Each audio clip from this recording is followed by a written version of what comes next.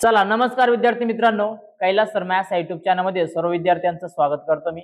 बघा विद्यार्थी मित्रांनो, गणित भाग 2 ची आपल्याला जी प्रश्नपत्रिका आहे त्याचा आपण पूर्णला आन्सर शीट बघून घ्यायचे, कोणते प्रश्न होते त्यांचे कोणतं उत्तर होते ते बघून घ्यायचे। त्यापूर्वी मित्रांनो लक्षात घ्या का जे आयएमपी प्रश्न आपण दिले होते, काल सूत्रांचा व्हिडिओ देखील बघितला, त्याचा खूप सारे सूत्र त्या आजच्या प्रश्नपत्रिकेमध्ये वापरले जाणार होते, बरोबर। त्यावरती प्रश्न आले होते। त्याच्यानंतर आयएमपी प्रश्न देखील बरेचसे प्रश्न याच्यामध्ये आले होते। विद्यार्थी मित्रांनो, मी पुन्हा सांगतो का व्हिडिओ हा शेवटपर्यंत बघा। तुम्ही व्हिडिओ मध्ये सोडतात किंवा मध्येच व्हिडिओ बघत नाही, मध्येच कट करून जातात, मग त्यामुळे काय होतं मित्रांनो का जे प्रश्न आहेत ते आयएमपी ते राहून जातात। त्यामुळे मित्रांनो पूर्ण जसेच्या तसे एक्सप्लेन केलेले प्रश्न आहेत, त्यामुळे प्रश्नपत्रिका नीट बघून घ्यायची।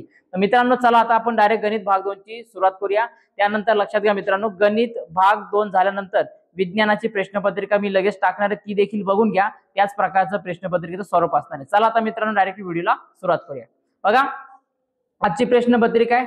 पहिलं बघा, खालीलपैकी पायथागोरसचे त्रिकोण आहे, बरोबर आहे। काल जीव तोडून सांगितलं होतं मी सगळ्यांना, काय जीव तोडून सांगितलं होतं तुम्हाला का पायथागोरसचा त्रिकोण कोणते आहे हे तुम्हाला 100% विचारलंच जातं, बरोबर आहे। कोणकोणते 3 4 5 60 11 वगैरे 60 11 61 वगैरे हे जे दिलं होतं तुम्हाला, बरोबर, हे सगळं कंपल्सरी येणं गरजेचं होतं। मग याचं उत्तर होतं ऑप्शन क्रमांक बी 3 आणि 4 5। ठीक आहे। पुढे बघा, ओ केंद्र असलेल्या वर्तुळात आंतरलिखित, याचं उत्तर होतं 130। 3 4 या बिंदूच्या आरंभ बिंदूपासूनचे अंतर काय, तर किती येणार 5 येणार। 3 चा वर्ग 9, 4 चा वर्ग 16, 16 9 25, 25 ला वर्गमूळात टाकलं तर आपल्याला उत्तर भेटून जाणार आहे पर्याय क्रमांक सी 5 उत्तर भेटणार आहे। पुढे बघा मित्रांनो, एका शंकूची त्रिज्या दिली, लंब उंची दिली, तर त्याची तिरकस उंची काढायची। हा 9वीचा प्रश्न आहे मित्रांनो, खरं तर हा 9वीचा प्रश्न आहे। बघा काय उत्तर याचं, तर 13 सेमी याचं योग्य उत्तर असणार आहे, बरोबर आहे। काय असणार आहे 13 सेमी, आणि याला पण पायथागोरसचाच उपयोग करून तुम्हाला सोडायचं होतं। पुढे बघा विद्यार्थी मित्रांनो, पुढे जाऊया आता। खालीलपैकी त्रिकोण एबीसी बीडीसी मध्ये बीडी 7 आणि बीसी बरोबर 7, तर तुम्हाला काय एरिया ऑफ ट्रायंगल एबीडी आणि एबीसीचं तुम्हाला गुणोत्तर काढायचं होतं। तर आता जर आपण याला बघितलं तर काय दिसतं आपल्याला, हे का याच्यामध्ये आपल्याला समान उंची दिसते याच्यामध्ये, बरोबर आहे, समान उंची दिसते आपल्याला जर बघितलं तर। मग काय घ्यायचं होतं, बीडी भागिले बीसी घ्यायचं होतं, बरोबर आहे। एबीडीचा पाया बीडी आणि एबीसीचा पाया बीसी घ्यायचं होतं। 7 भागिले 20 हे याचं योग्य उत्तर आहे, कारण 20 आणि 7 ला भाग देणारी कोणती संख्या आपल्याकडे नाहीये। पुढे बघा, खालील आकृतीमध्ये कोण एमएमपी बरोबर 90, एनक्यू लंब रेख एमपी, एमक्यू 9 आणि क्यू 4 दिले, तर एनक्यू ची किंमत काढा। लक्षात घ्या, भूमिती मध्यचा प्रमेय तुम्हाला शिकवला होता। भूमिती मध्य प्रमेय तुम्हाला सांगितलं होतं का हा प्रमेय विचारला जाणार आहे, याचा उपयोग तुम्हाला करावाच लागणार आहे। बघा काय सूत्र आहे, तर एन क्यू वर्ग बरोबर एम क्यू गुणिले क्यूपी, बरोबर आहे। मग 9 गुणिले 4 9 चौक 36, आणि एन क्यू ची किंमत काढायची, वर्गाचा तिकडे वर्गमूळ गेला, 36 मध्ये वर्गमूळ किती येतो 6 येतो, म्हणून एन क्यू ची किंमत भेटली मित्रांनो आपल्याला 6। किती भेटली याची किंमत 6 भेटलेली। पुढे बघा, एका रेषेने एक अक्षाच्या धन दिशेशी केलेला कोण 30 आहे। मी सांगितलं तुम्हाला का 30 60 45 वगैरे पाठ करूनच ठेवा, हे येणारच म्हणजे आलं का नाही त्याच्यातला। एम बरोबर टॅन थिटा सूत्र टाकायचं, आणि टॅन 30 आपल्याला माहिती आहे का 1/3 हा झाला रेषेचा चढ। पुढे बघा, चक्रीय चौकोनाचे सम्मुख कोण, बरोबर आहे। याच्यामध्ये दिले का माप कोण ए दिले 100, तर कोण सी ची किंमत काढा। तर काय सम्मुख कोण हे एकमेकांचे पूरक असतात, म्हणजे कोण ए किंवा कोण सी अधिक ए बरोबर काय तर 180, बरोबर आहे। किती येणार 180, इथं शून्य द्यायचं राहिलंय 180। मग 100 अधिक कोण ए बरोबर 180, 180 हा 100 इकडे अधिक आहे, तिकडे गेलं काय होणार तर वजा होणार, म्हणून आपल्याला उत्तर भेटणार 180 मधून 100 गेले किती 80 अंश, म्हणून कोण सी चं माप भेटलं, माप कोण सी बरोबर 80 अंश। पुढे बघा, पी केंद्र असलेल्या वर्तुळाची त्रिज्या 10 सेमी दिले, जीवा एबी वर्तुळ केंद्राशी काटकोन केलेले असतात, वर्तुळ पाकळीचे क्षेत्रफळ काढण्यासाठी काय करा कृती पूर्ण करा। बोललो होतो तुम्हाला काल सूत्र घेते, त्याच्यामुळे सांगितलं तुम्हाला का वर्तुळ पाकळीचं सूत्र येणं खूप गरजेचं आहे, बरोबर आहे। काय येईल या पहिल्या चौकटीमध्ये उत्तर असणार आहे पाय आर वर्ग, कारण इथे डायरेक्ट दिलाय 3.14 हा काय पाय आहे, आणि 10 चा वर्ग 10 काय दिसते आपल्याला इकडे त्रिज्या दिसते, म्हणजे काय आर चा वर्ग नाही, सूत्र पाठ तरी इथे लिहू शकतो तुम्ही। बघा 90 भागिले 160, 0 0 कट झाला, 9 की 9 चौक 36 1/4 आला, 3.14 गुणिले 10 चा वर्ग 100, तर 2 घरं पुढे म्हणजे 314, आणि 314 ला जर आपण 4 ने भाग दिला तर 78.5 चौसेमी हे आपलं काय असणार आहे योग्य उत्तर असणार आहे। पुढे बघा मित्रांनो, आकृती दिली होती आपल्याला, कृती पूर्ण करायची होती, काय तर एमडी गुणिले डीएन, तर काय सूत्र आहे याचं किंवा काय प्रमेय येणार तर आरडी, बरोबर आहे। काय येणार आहे आरडी गुणिले डीएस, काय जीवांचे आंतरछेदनाचे प्रमेय। मग काय केला 8 गुणिले डीएन बरोबर 15 गुणिले 4, डीएन बरोबर काय तर हा 8 इकडे इकडे गुणाकारात इकडे आले काय होईल भागाकारात जाईल आणि 15 चोक 60 येणार. 60 भागिले 8 म्हणजे किती येणार 7.5 हे आपलं योग्य उत्तर असणार आहे. पुढे बघा मित्रांनो, एका झाडाच्या बुंद्यापासून 10 मीटर अंतरावर असणाऱ्या निरीक्षकास बघा हे उदाहरण दिलं होतं. आता त्रिकोणमितीय मधलं हे आयएमपी उदाहरण होतं, बरोबर आहे. टॅन थिटा बरोबर बघा आकृती जर आपण नीट लक्षात घेतलं तर काय दिसतं, टॅन थिटा बरोबर काय दिले बॉक्स भराचे बीसी.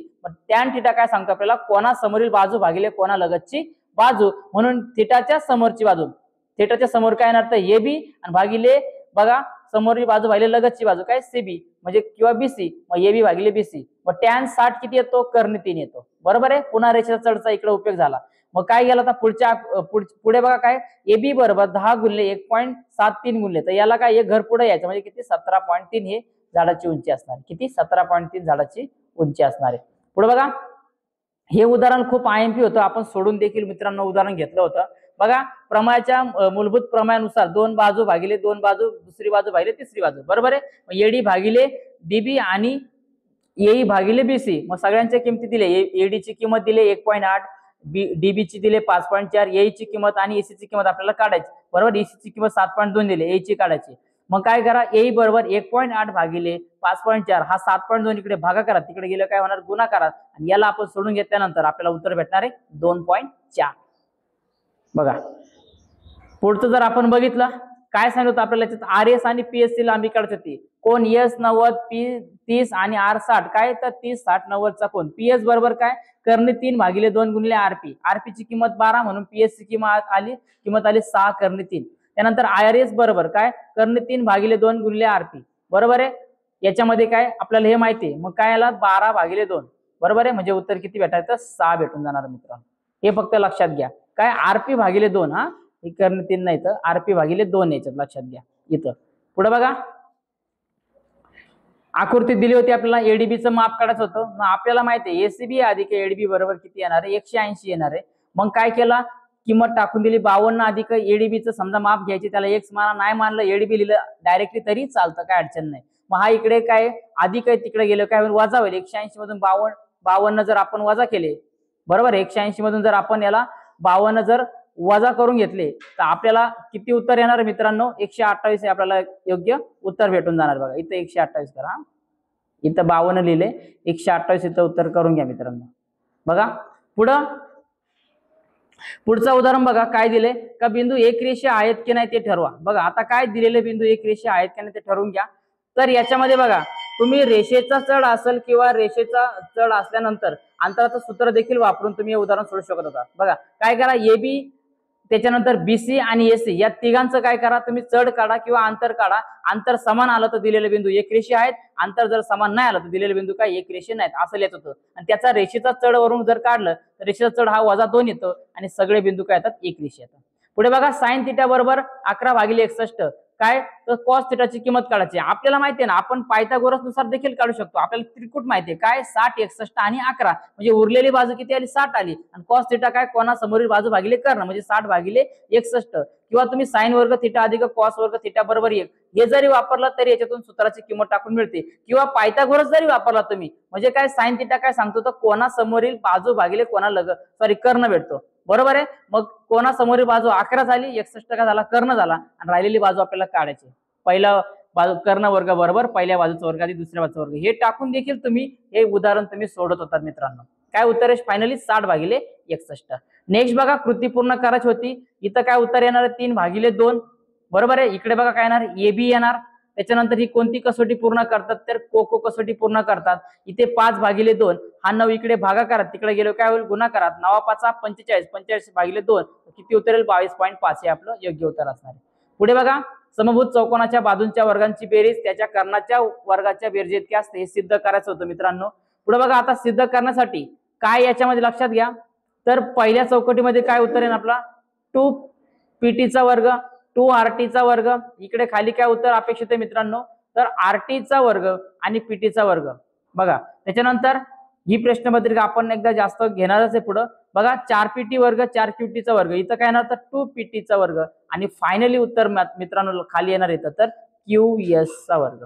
काय येणार आहे क्यूएस चा वर्ग. हे तुमचे उत्तर चेक करा बरोबर आहेत का नाही. मला नक्की कमेंटमध्ये कळवा। पुढे बघा, समांतरभुज चौकोनाचे शिरोबिंदू हे दाखवा। तुम्हाला काय करायचं होतं, PQ घ्यायचा होता, त्याच्यानंतर QR घ्यायचा होता आणि QS घ्यायचा होता, त्याच्यानंतर PS घ्यायचा होता। या चारहीचा अंतर जरी घेतलं तुम्ही, समान अंतर आलं तरी शिरोबिंदू आहेत। किंवा तुम्ही रेषेचा चढ जरी काढला असेल किंवा ते सूत्र जरी वापरलं, PQ चा चढ, QR चा चढ, त्याच्यानंतर RS चा चढ आणि PS चा चढ जर समान आला तरी शिरोबिंदू आहे ते दाखवू शकतो तुम्ही। अंतरात सूत्र आणि रेषेचा चढ वापरून सिद्ध करू शकतो। पुढे बघा, काय वर्तुळाला काढलेले स्पर्शिका खंड एकरूप असतात हे होतं। पुढे बघा, वर्तुळाला स्पर्शिका काढण्यासाठी देखील आलं होतं। त्याच्यानंतर वृत्त बघा, 30 सेमी त्रिज्येचा एक भरीव गोल वितळून त्यापासून 10 सेमी त्रिज्या 6 सेमी उंची असणाऱ्या भरीव वृत्तचित्र तयारी केल्या तर वृत्तचित्र तयार होईल। बघा, हा प्रश्न आला होता। पुढचा जर प्रश्न आपण बघितला याच्यामध्ये बघा, तर काय इथं एरिया ऑफ ट्रायंगल एबीसीचं माप काढायचं असेल आपल्याला तर काय 100 सेमी याचं उत्तर येतं।